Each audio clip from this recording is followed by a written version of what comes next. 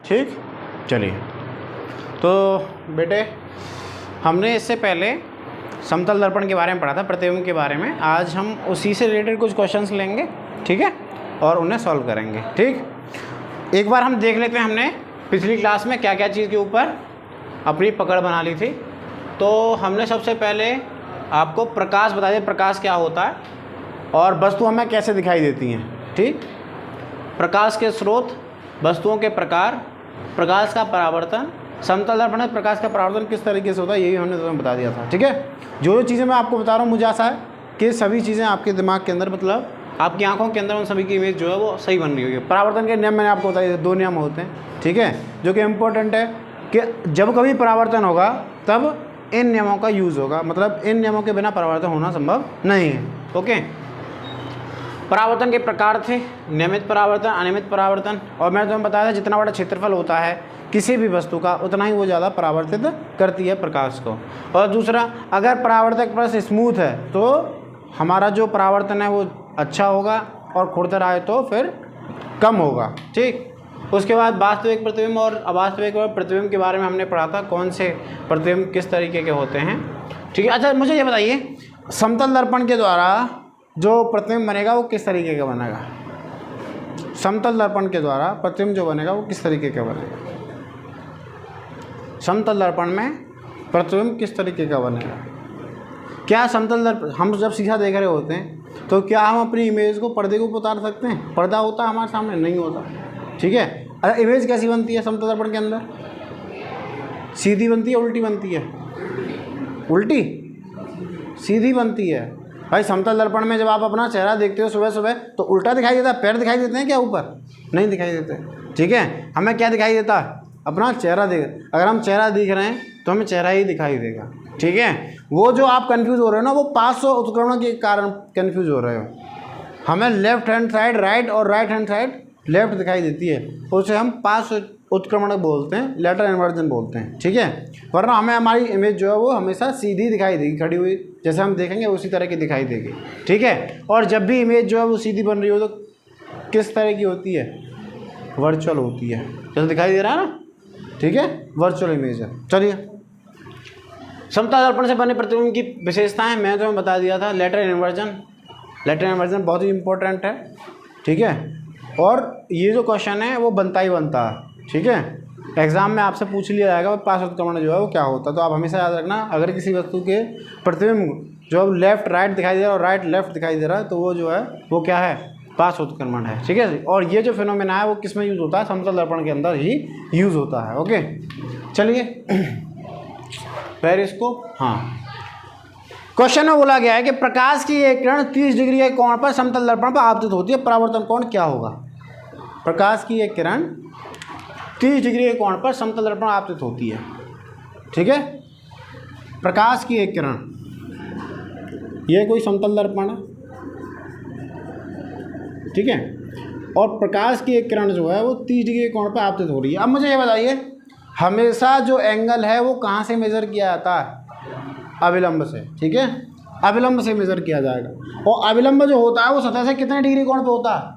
90 पे। ठीक है, अविलंब जो होता है वो 90 डिग्री कोण पे होता है। तो ये हो गया आपका अविलंब, ये 90 अंश के कोण पे। ठीक है, अच्छा, तो ये बोल रहा है कि प्रकाश की एक किरण 30 डिग्री कोण पर समतल पर आपतित होती है, तो मतलब 30 डिग्री का कोण कहाँ से होगा? अविलंब से होगा। कहाँ से होगा? अविलंब से। ठीक है, 30 डिग्री का कोण कहाँ से होगा? अविलंब से। तो ये हो गया 30 डिग्री। कितना हो गया? 30 डिग्री। अब बोला है कि इसका परावर्तन कोण बताइए। अब ये समतल दर्पण टकरा के परावर्तित होगी उसी माध्यम के अंदर। हमें पूछा है ये वाला एंगल, ये वाला एंगल पूछा है, तो ये वाला एंगल होता क्या होगा? 30 डिग्री होगा। क्यों होगा? क्योंकि परावर्तन के नियम में हमने पढ़ा था कि एंगल आई जो होता है वो एंगल आर के क्या होता है? बराबर होता है। ठीक है, मतलब एंगल आई अगर 30 है, 30 डिग्री, तो एंगल आर भी जो होगा वो क्या होगा? 30 डिग्री ही होगा। ठीक है, अब एक और मैं तुम्हें चीज़ बता दूं, ध्यान देना। मान लीजिए अगर इसी क्वेश्चन के अंदर ये होता कि प्रकाश की एक किरण, ठीक है, सतह से 30 डिग्री के कोण पर टकराती है, सतह से टकरा रही है 30 डिग्री के कोण पे। ठीक है, समझ आया? नहीं आया? नहीं आया। देखो, बोला ये जा रहा है कि प्रकाश की एक किरण जो है, तो ये प्रकाश की किरण है, ठीक है, ये किरण जो है वो सतह से 30 डिग्री कोण पे टकरा रही है, सतह से। ये जो एंगल है वो कितना दिया गया है, 30 डिग्री दिया गया, ठीक है। तो फिर एंगल आर बताओ, एंगल आर जो है वो कितना होगा, तो फिर एंगल आर बताओ, एंगल आर कितना होगा, तो कितना होगा 60। क्यों होगा, क्योंकि देखो ये जो पूरा एंगल है, वो कितना है, 90 है, ठीक है। और 90 में से ये जो 30 माइनस हो जाएंगे तो कितना, 90 माइनस 30 डिग्री इक्वल कितना हो गया, 60 डिग्री। तो एंगल आई जो है वो कितना हो गया, 60 डिग्री, ठीक है। तो एंगल आर भी जो होगा वो क्या होगा, 60 डिग्री। समझ में आया या फिर नहीं आया, आ गया ना, ठीक। तो इसे हम बोलते भी क्या है, इसे हम बोलते हैं एंगल ऑफ ग्लेंस, ठीक है। सतही कोण उसे बोलते हैं, सतह से बनाया गया कोण, ठीक है।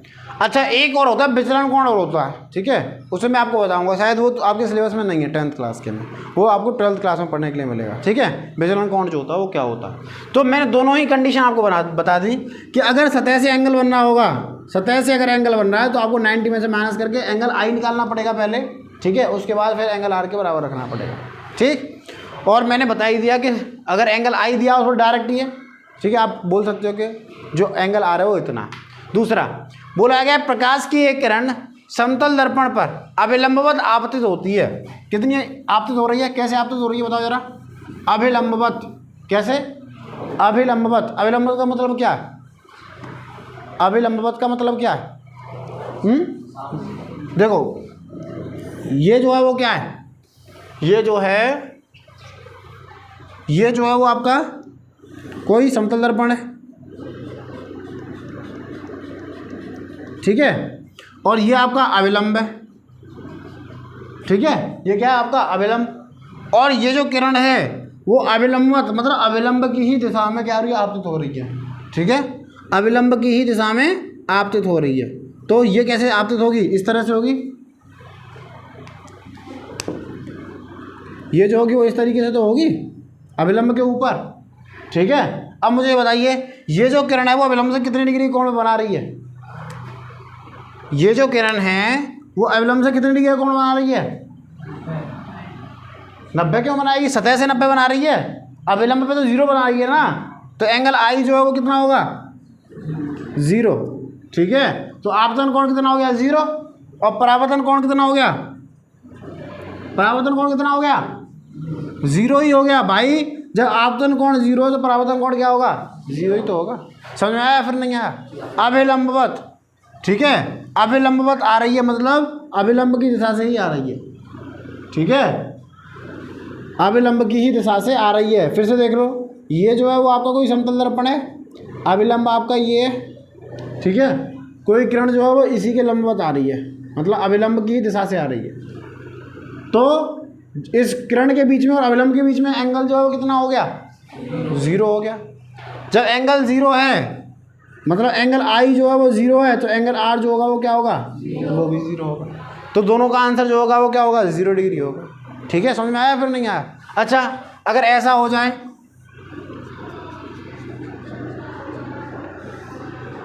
जैसे ये जो है वो आपका क्या अभिलंब है, ठीक है।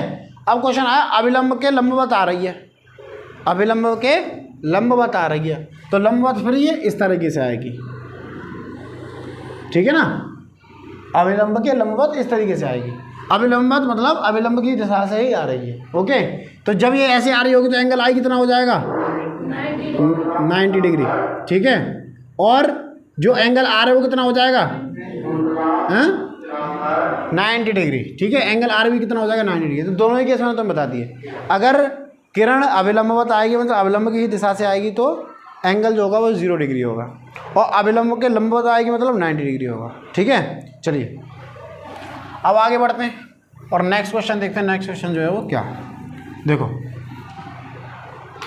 यदि एक वस्तु समतल दर्पण के सामने 10 सेंटीमीटर की दूरी पर रखी गई है, वह उसके प्रतिबिंब से कितनी दूरी पर होगी, ठीक। देखो कोई समतल दर्पण है,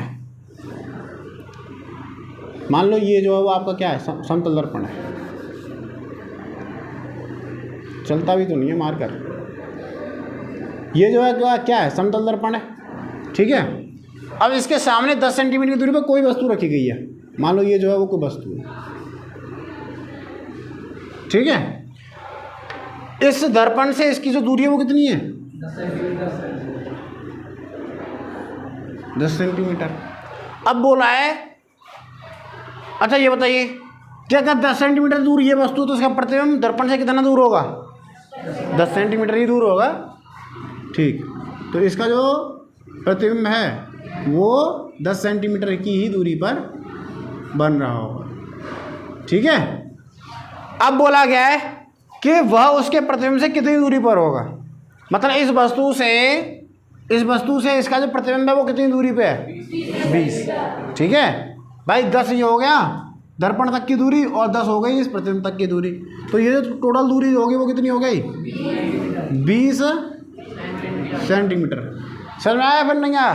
समतल दर्पण पे ये जो है कुछ क्वेश्चन हैं आपके, ओके। अगला क्वेश्चन और देख लें। बोला गया कि समतल दर्पण के सामने एफ रखा गया है, ठीक है। समतल दर्पण के सामने एफ रखा गया है। मान लीजिए ये जो है वो कोई समतल दर्पण है आपका, ठीक है। अब इसके सामने एफ रखा गया है, ठीक है, एफ रखा गया है। तो मुझे बताना, ठीक है, मैं बहुत सारे केस दे रहा हूँ, कौन सा सही होगा, ठीक है। ए,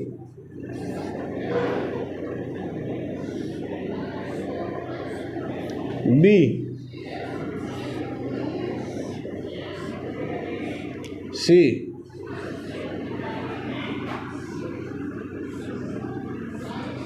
डी,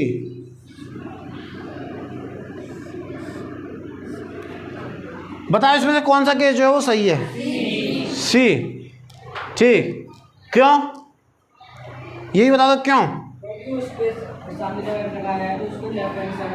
हाँ, मतलब अगर एफ रखा गया है, ठीक है, तो उसका जो लेफ्ट हैंड साइड है वो तो राइट बन जाएगा और राइट हैंड साइड जो है वो लेफ्ट बन जाएगा, ठीक है। अब इसका लेफ्ट हैंड साइड अगर देखो तो ये अगर ऐसे कोई वस्तु खड़ी हुई है, अगर ऐसे खड़ी हुई है तो ये मेरा क्या है, लेफ्ट, और ये मेरा क्या है, राइट, ठीक है। और दूसरी तरफ जाके क्या हो जाएगा, ये मेरा राइट बन जाएगा और ये मेरा लेफ्ट बन जाएगा, ठीक है ना।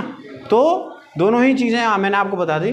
और ये किस फिनोमेना के कारण होता है, क्वेश्चन पढ़ लो, उसका प्रतिबिंब किस प्रकार का दिखाई देगा जब दर्पण में देखा जाएगा, तो ये मैंने आपको बता दिया कि इस तरह का दिखाई देगा, ठीक है। दूसरा, शामिल घटना का नाम क्या है, इस घटना के मतलब ये जो हो रहा है वो किस घटना के कारण हो रहा है, ये और बता दो। पार्श्व प्रतिलोमन या पार्श्व उत्क्रमण, ठीक है, पार्श्व प्रतिलोमन या फिर पार्श्व उत्क्रमण। तो पार्श्व उत्क्रमण के कारण ऐसा हो रहा है, ठीक है। और ये जो है वो बेटा बहुत ही इंपॉर्टेंट है, ठीक है, आपको पता होना ही होना चाहिए कि पार्श्व उत्क्रमण जो होता है वो क्या होता है, ठीक। तो क्वेश्चंस आपने देख लिए। देखिए समतल दर्पण मैंने आपको क्लियर करा दिया, ठीक है, समतल दर्पण को मैंने आपको क्लियर करा दिया, क्वेश्चंस भी मैंने करा दिया। अब हम नेक्स्ट क्लास के अंदर देखेंगे वक्रीय सतह से गोलीय दर्पणों से परावर्तन जो होता है वो किस प्रकार से होता है, ठीक है। तो नेक्स्ट क्लास में हम जो है वो क्या देखेंगे, गोलीय दर्पणों से जो परावर्तन होता है वो किस तरीके से होता है, ठीक है। तो अब हम मिलेंगे नेक्स्ट क्लास में, ठीक है, ओके, धन्यवाद।